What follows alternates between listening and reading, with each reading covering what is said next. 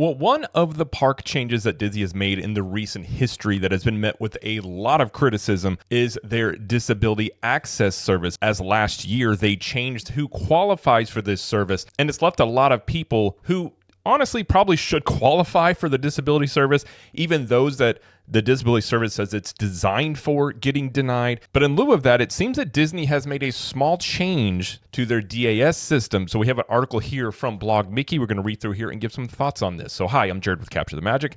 And it says, small change to Disney Disability Access Service policy wording could have a big impact. It says Walt Disney World has recently made a very small change to its Disability Access Service wording that could have a big impact on the program. So here's a look at what has changed and how it could change and who is eligible to qualify for the DAS program. Only a single word has changed, but it relaxes a major restriction in the policy. So here's a look at the before and after. So before it said DAS is intended to accommodate only those guests who, due to a developmental disability like autism or similar, are unable to wait in a conventional queue for an extended period of time.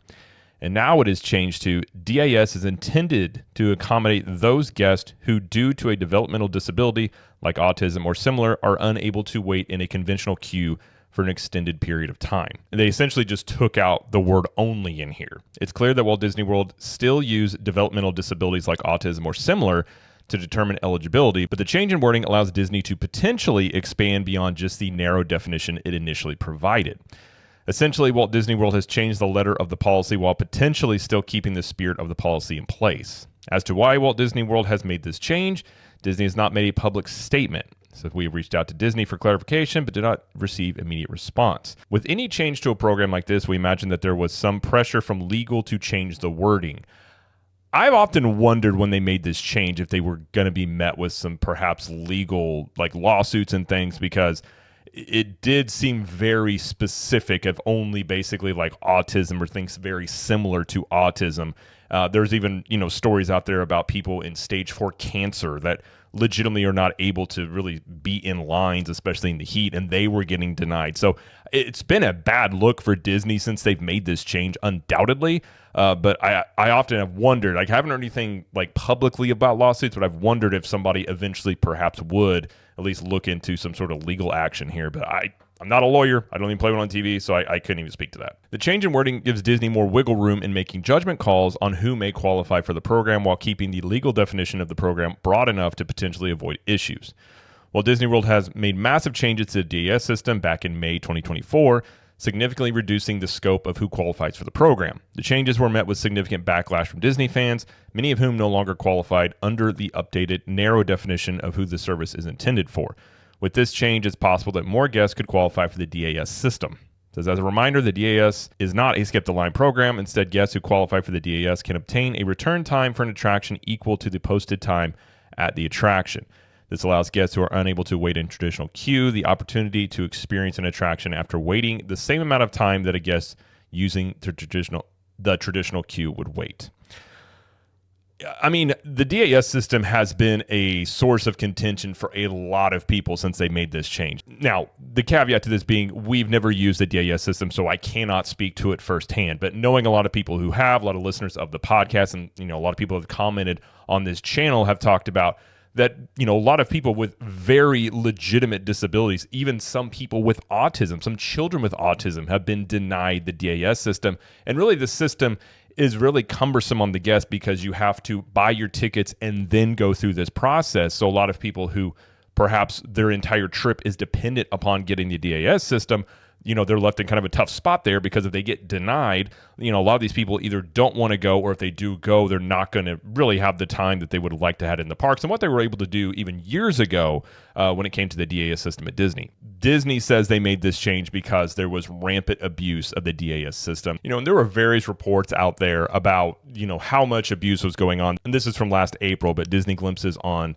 Twitter X said, for those asking what my source was about the DAS abuse being off the charts, he says, well, now you have it. Yes, nearly 60% of all Lightning Lane scans are currently DAS scans, and according to Disney, this number is 3 times higher than what it used to be just 5 years ago. And I have no doubt that there was abuse of the system. I mean, there were openly tour groups that were advocating, telling people how to do it. You would overhear people online telling people what to say to guest services to be able to get a DAS pass. A lot of people were getting word that they could just say these things. There were trends on TikTok and Instagram of people saying, hey, here's what you say to guest relations to be able to get a DAS pass.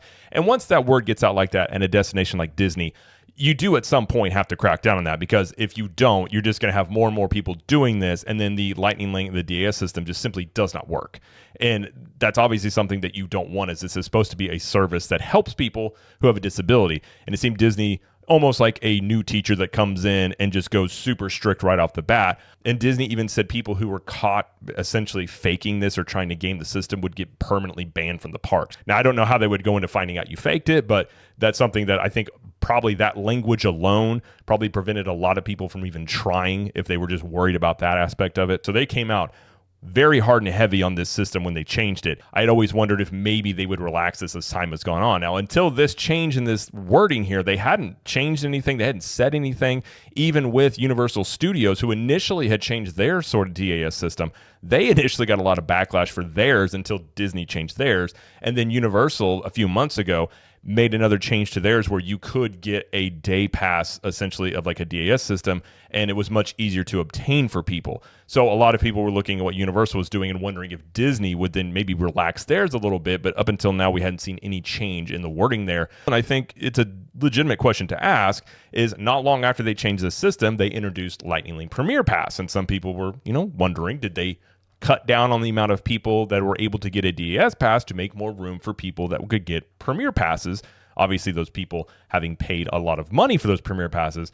There's also, of course, financial incentive outside of just Premier passes. There's a lot of people who no longer would qualify for a DAS, or their disability doesn't match that, or they were faking it. Those people may end up buying Lightning Lane multi-passes, so the Disney ends up making more money. So it very well could be little financial incentive, but also knowing that they had to cut down on the amount of fraud in the system. But even, giving Disney the benefit of the doubt, let's say they didn't change it for the Premier Pass. I mean, there were reports out there that 60% of the Lightning lanes or Genie Plus lanes were DAS passes. And they, we're seeing an increase in those ever since they started charging for it. If you look at the percentage there where it's gone up that much since essentially they've been charging for, Lightning lanes and what was Genie Plus, obviously it would lead one to think there's probably some fraud going on here, being that if there was abuse, they knew there was abuse going on. There's lots of reports saying that Disney has known for years that there was abuse going on with this, and they just basically didn't want to have to do anything to it